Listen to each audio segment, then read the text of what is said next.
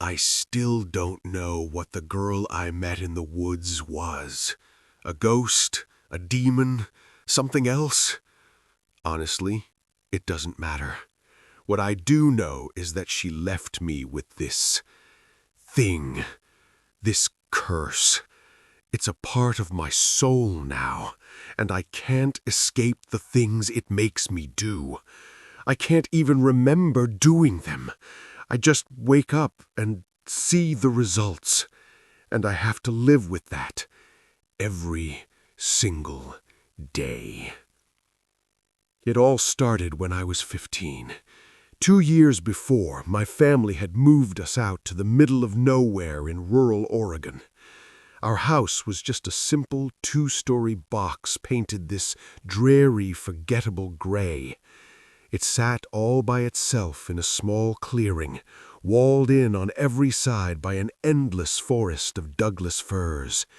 We had no neighbors for miles. The closest town was a 40-minute drive, and it was barely a gas station and a general store. My entire world was that gray house, our spotty Wi-Fi, and the suffocatingly quiet woods. For the first couple of years, the woods were just scenery, a green and brown smudge outside my bedroom window. My parents told me not to wander in there, and that was fine by me. I was a teenager. My real life was online. The forest was just this boring, silent thing that kept me cut off from the rest of the world. The silence out there was thick, heavy. At night, you didn't hear sirens or traffic, none of the usual city hum. There was just the wind in the pines, and, every once in a while, the unnerving snap of a twig somewhere out in the dark. It was a lonely life, a quiet routine that was slowly boring me to death. I used to think the isolation was the worst part of living there. I had no idea how wrong I was. It was a Tuesday in late fall. The sky was the color of concrete, and this damp chill had sunk into everything. I was so bored and restless, just sick of staring at a screen. For the first time since we'd moved in, I actually wanted to walk past the edge of our yard. I went over to the tree line, right where the mowed grass gives way to a carpet of dead pine needles. And that's when I saw it. A path. It wasn't obvious, more like a faint hint of a trail where the bushes were a little more trampled down. I'd never seen it before. I must have looked at that exact spot from my window 1,000 times, and I swear it was never there. It felt impossible. But I was more curious than I was creeped out. It's just a deer trail, I told myself. I must have missed it. The second I stepped onto the path, the air changed. The temperature just dropped, and everything went still and heavy, like when you walk into a cellar. The smell of pine was gone, replaced by the smell of damp turned-over dirt. All the sounds from the distant road just vanished, swallowed by a quiet that felt different. It felt like it was watching me. I walked for what felt like 10 minutes, the path twisting me deeper and deeper into the trees.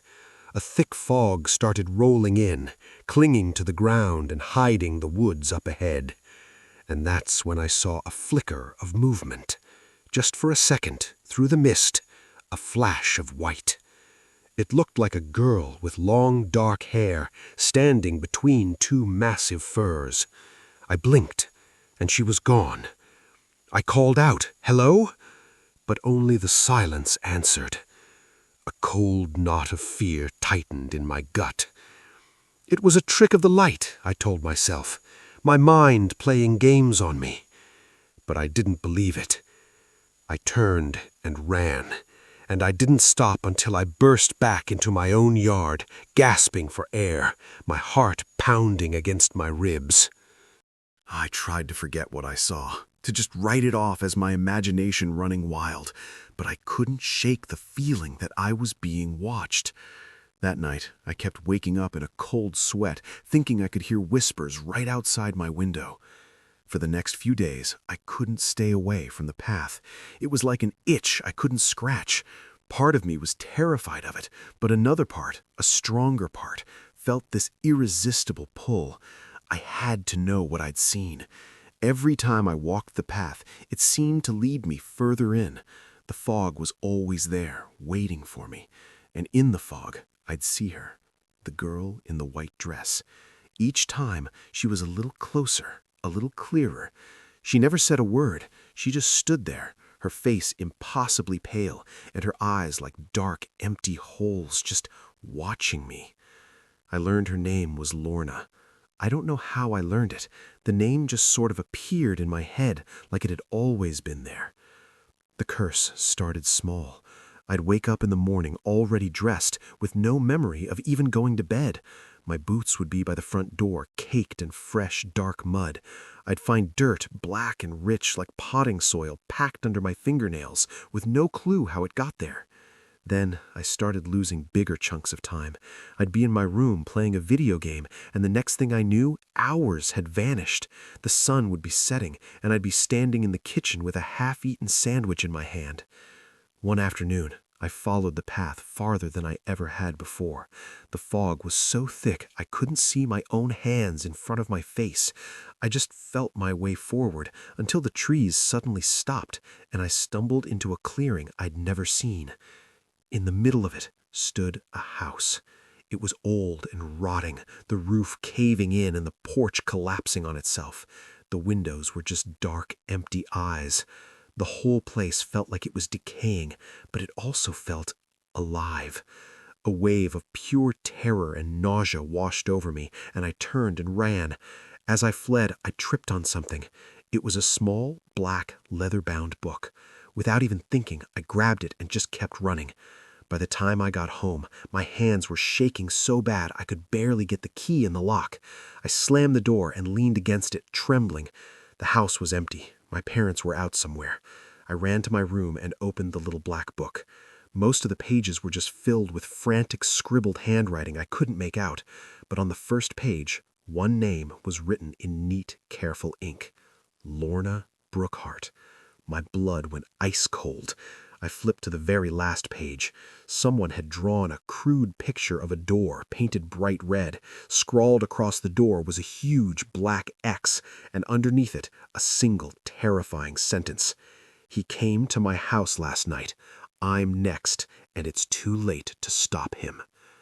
A few nights later, I had the worst blackout yet. I remember sitting at my desk around 10 p.m. trying to read a book.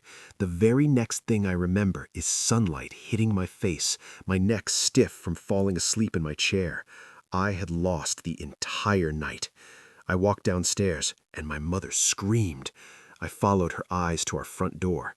Yesterday, it had been a chipping, generic white. Now it was painted a shocking, garish red, and splashed across the middle of it, still dripping, was a massive, freshly painted black X. My parents cornered me, their voices a mix of angry and scared. I couldn't tell them anything. I didn't remember it. But when I went to the bathroom and looked in the mirror, I saw it. A tiny smear of red paint on my cheek and a faint black smudge on my right hand. The realization hit me. I wasn't just losing time. Something was using my body. The girl, the path, the book, it was all connected. I was trapped. I didn't know it then, but that was only the beginning. The real horror was about to start. The blackouts got longer. Soon I was losing entire days. I'd wake up in the middle of the forest, freezing and confused, with no idea how I got there. The red door with the black X became a regular thing. My dad would paint it white, and a day or two later, I'd wake up from another blackout to find it red and black all over again. The paint can would be tossed in the bushes, my own hands stained with the proof. Then came the last blackout. I remember eating dinner with my parents. My mom was talking about planting a garden come spring. My dad was complaining about gas prices. It was normal, the last normal moment of my life. I woke up on the floor of the rotting house in the woods. Moonlight was shining through the holes in the roof. The air was thick with a sweet metallic smell that made me want to throw up. And then the memories came flooding back. Not all at once, but in brutal, broken flashes. The fire axe from our shed, walking up the stairs in the middle of the night, our parents' bedroom door creaking open. I remembered their screams, how they were choked off into silence. I remembered the sickening wet thud of the axe. I remembered dragging them one by one through the silent, watching trees, feeling like the forest itself was cheering me on. I remembered leaving them here, in the attic of this forgotten house.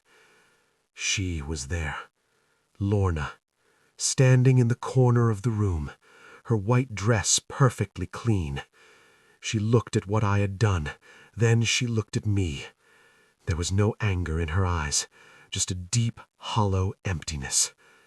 "Why?" I whispered, my voice cracking. "Why did you make me do this?" Her voice sounded like dry leaves scraping across pavement. "I didn't," she said. "Now it's time for me to go." And she just faded away, leaving me alone with my parents. I'm stuck here now.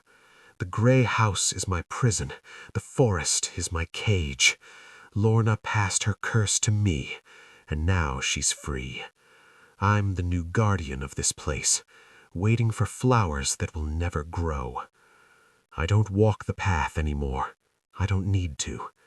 Sometimes, when the moon is full, I see her from my window, standing at the edge of the tree line, just watching, waiting for me to find the next person to pass this on to. Thank you for listening.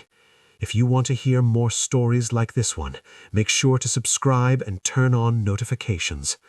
And if you've ever found a path that wasn't there before, or seen something in the woods that you just can't explain, I want to hear about it. Share your experience in the comments below.